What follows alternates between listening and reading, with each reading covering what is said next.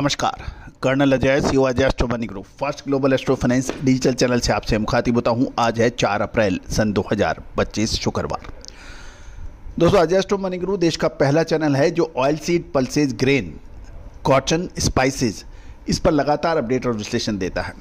दोस्तों, आपको याद होगा कि यदि आप मार्च महीने के प्रथम और दूसरे सप्ताह में आप लगातार देख रहे हैं हमारे चैनल को, तो हमने कुछ संकेत दिए थे कि इसमें खाद्य तेलों में कुछ नया बड़ा कुछ होने वाला है। हमने अपने सभी पेड क्लाइंट्स को और अपडेट करते हुए कहा था कि मार्च महीने के अंतिम सप्ताह के आसपास खाद्य तेलों में तेजी का अद्भुत तेजी बनने की संभावना बन सकती है। दोस्तों, उस समय यदि आप मार्च के पहले दूसरे सप्ताह के आसपास देख रहे थे तो खाद्य तेलों में गिरावट चल रही थी और उस गिरावट पर जिसने माल खरीदा और तेजी में जिसने माल बेचा उसने बड़ी ज़बरदस्त पैसा बनाया। लेकिन कहा जाता है कि सही समय पे खरीदना और सही समय पे बेचना ये खाद्य तेलों के व्यापार की सफलता का मूल मंत्र माना जाता है। और दोस्तों, अक्सर होता यह है कि आप मंदी में खरीद नहीं पाते हैं, तेजी में बेच नहीं पाते हैं। तेजी आती है, आप माल खरीदते हैं, उसके बाद बाजार गिरते हैं, उसके बाद आप दोनों जगह परेशान होते हैं। तो दोस्तों, कहा जाता है कि खाद्य तेलों की में सफलता के लिए सुदृढ़ वित्तीय स्थिति, मार्केटिंग और विश्लेषण, जब तक इन तीनों का साथ नहीं होगा आपका व्यापार तेज गति से नहीं बढ़ पाएगा। यदि आपके पास विश्लेषण तो है लेकिन सुदृढ़ वित्तीय व्यवस्था नहीं है, आपको माल खरीदने और बेचने की व्यवस्था नहीं है, आप कुछ नहीं कर सकते। माल खरीदने और बेचने की सुदृढ़ व्यवस्था है, वित्तीय स्थिति भी मजबूत है, लेकिन विश्लेषण नहीं है तो भी कुछ नहीं होगा। तो दोस्तों, आपको विश्लेषण, अग्रिम विश्लेषण आपको मिल सकता है भारतीय अनुसंधान पद्धति और भारतीय अनुसंधान पद्धति के साथ का जब फंडामेंटल एनालिसिस का सहयोग मिलता है तो आपको अद्भुत चमत्कारी रिजल्ट देखने को मिलते हैं। आज ही संपर्क कर सकते हैं। दोस्तों, खबर निकल के आ रही है कि कच्चे तेल में भीषण गिरावट कल गुरुवार को देखी गई। इसका असर सोया तेल और पाम तेल पे पड़ा। जानिए रिपोर्ट विस्तार से। दोस्तों, शुक्रवार को यानी आज मलेशिया पाम ऑयल फ्यूचर में तेज गिरावट के साथ कारोबार होने के समाचार मिल रहे हैं। शिकागो सोया ऑयल की कीमतों में नरमी और कच्चे तेल की कमजोर स्थिति के चलते बाजारों पर दबाव बढ़ गया है। इसके अलावा अमेरिका द्वारा लगाए गए नए टैरिफ ने भी ग्लोबल ट्रेड टेंशन को गंभीर बना दिया है, जिससे बाजारों में अनसर्टेनिटी और अलर्टनेस बढ़ गई है। व्यापारियों को यह भी चिंता है कि ये तनाव ग्लोबल इकोनॉमी की ग्रोथ को धीमा करना और महंगाई जैसी महत्वपूर्ण अर्थव्यवस्था के लिए खतरा बन सकता है। गौरतलब है कि एक तरफ अमेरिका ने कनाडा से आने वाले कैनोला तेल के ऊपर नरमी बरती है, इससे सरसों तेल के ऊपर भी फर्क पड़ा।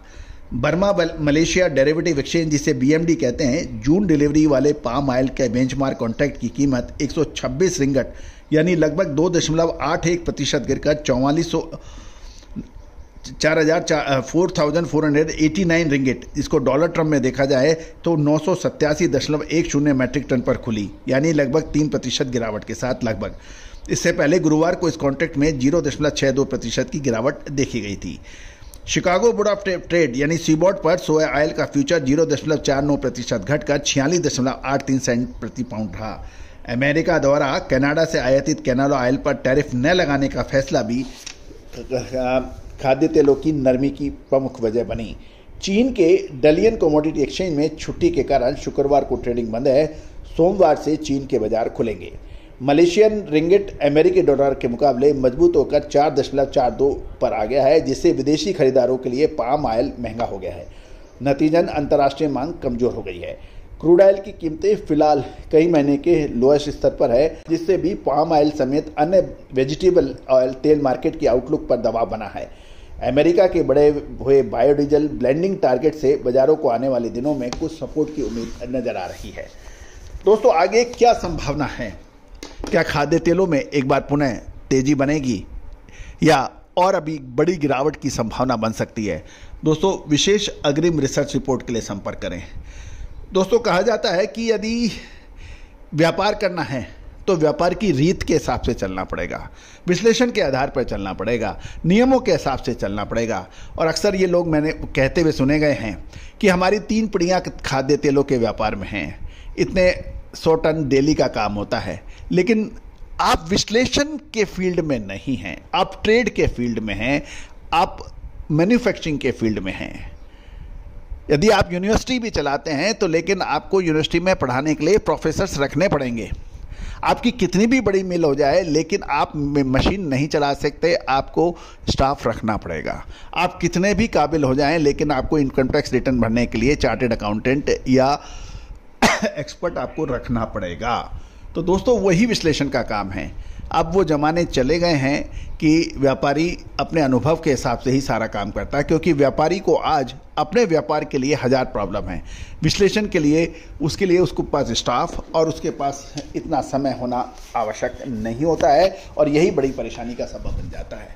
तो दोस्तों आप अपने व्यापार को नेक्स्ट लेवल पर ले जाना चाहते हैं, राष्ट्रीय व अंतर्राष्ट्रीय स्तर पर बढ़ाना चाहते हैं, आप डिस्ट्रिक्ट लेवल पे हैं, स्टेट लेवल पे आना चाहते हैं, स्टेट लेवल पे हैं, नेशनल लेवल पे आना चाहते हैं, नेशनल लेवल पे है, इंटरनेशनल लेवल पे आना चाहते हैं, तो आपको आपकी वित्तीय स्थिति, समझदारी और विश्लेषण आपकी मददगार साबित हो सकते हैं। आज ही संपर्क करें। All the very best, good luck, happy trading.